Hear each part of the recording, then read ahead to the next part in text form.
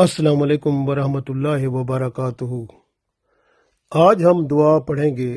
جو بیت الخلاء جانے کی ہے، یعنی کہ ٹوائلٹ میں جائیں پیشاب کرنے کے لیے، تو آپ کون سی دعا پڑھیں؟ کیونکہ جو ٹوائلٹ ہوتا ہے یا بیت الخلاء ہوتا ہے وہ شیطان کا گھر ہوتا ہے۔ اس میں شیطان جنات ہوتے ہیں، جو کہ عورتیں بھی ہو سکتی ہیں، مرد بھی ہو سکتے ہیں۔ تو اس لیے اللہ سے ہم پناہ مانگتے ہیں کہ ان شیطانی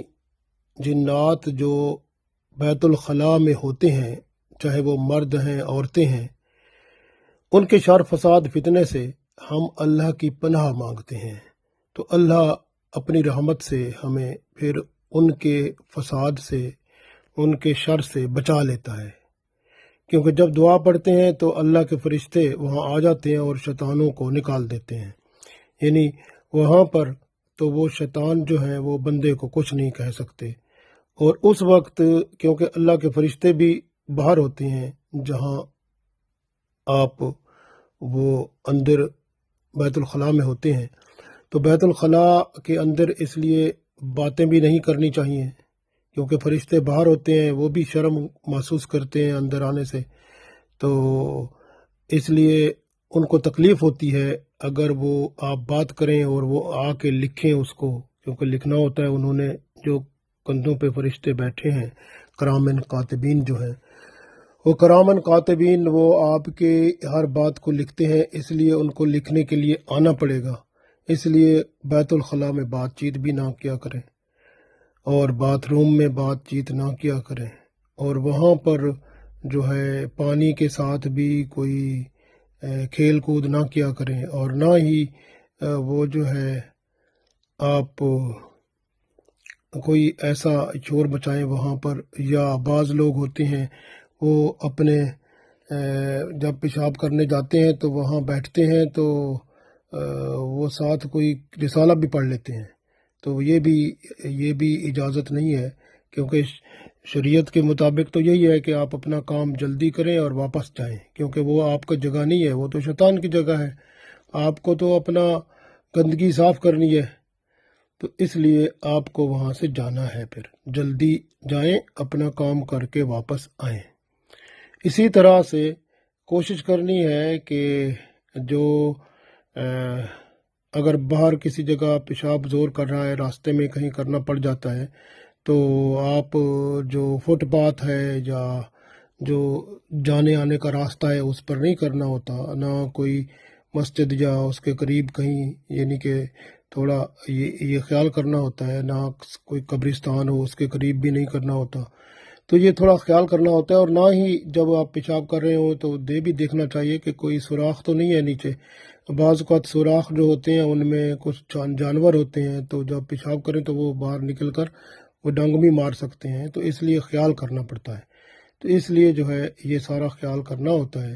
تو اپنے طور پہ کوشش کرے بندہ کہ سب کچھ خیال کر کے، اور ہمیشہ جب پیشاب کرنے جائے تو وہاں بات چیت نہ کرے اور دعا پڑھے سب سے پہلے، کیونکہ وہ جو جگہ ہے ٹوائلٹ جو ہے یا بیت الخلاء ہے،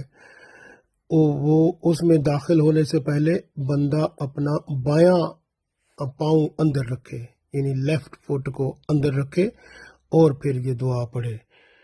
پہلے بسم اللہ کہہ دے، کیونکہ اللہ کے ساتھ ہی بندہ ہوتا ہے تو سب کچھ ٹھیک ہوتا ہے۔ پھر دعا پڑھے، اللہم انی اعوذ بک من الخبث والخبائث، اللہم انی اعوذ بک من الخبث والخبائث،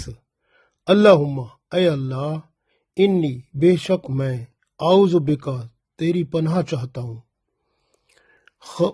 من الخبث، خبث کا مطلب ہے خبیث جو مرد جن ہوتے ہیں ان سے، والخبائث، اور خبائث کا مطلب جو عورتیں جنات ہوتی ہیں ان سے۔ یعنی اللہ سے بندہ دعا کرتا ہے، اللہم انی اعوذ بک من الخبث والخبائث، اے اللہ میں تیری پناہ میں آتا ہوں خبیث جنوں سے جو کہ مرد ہیں، اور خبیث جنات سے جو کہ عورتیں ہیں۔ ان سب سے میں تیری پناہ میں آتا ہوں، تو ان کے شر فساد فتنے سے ہی بچانے والا ہے۔ جب بندہ یہ دعا مانگتا ہے تو انشاءاللہ اللہ کی رحمت سے، اللہ کی برکت سے بندہ بحفاظت واپس آتا ہے۔ ورنہ بعض لوگ ہوتے ہیں کہ وہ جنات بندے کے ساتھ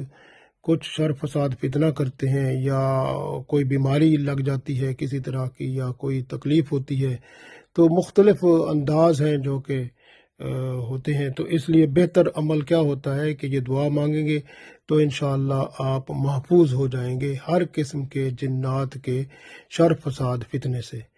اللہم انی اعوذ بک من الخبث والخبائث۔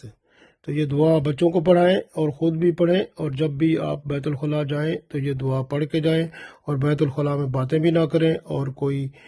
کچھ پڑھیں بھی نہیں، لٹریچر کوئی کتاب کچھ بھی نہیں، اور آرام سے بس جائیں، اپنا کام کریں اور واپس آئیں۔ تو اس طرح سے بہتر طریقہ یہی ہے کہ پہلے آپ بائیں پاؤں اندر رکھیں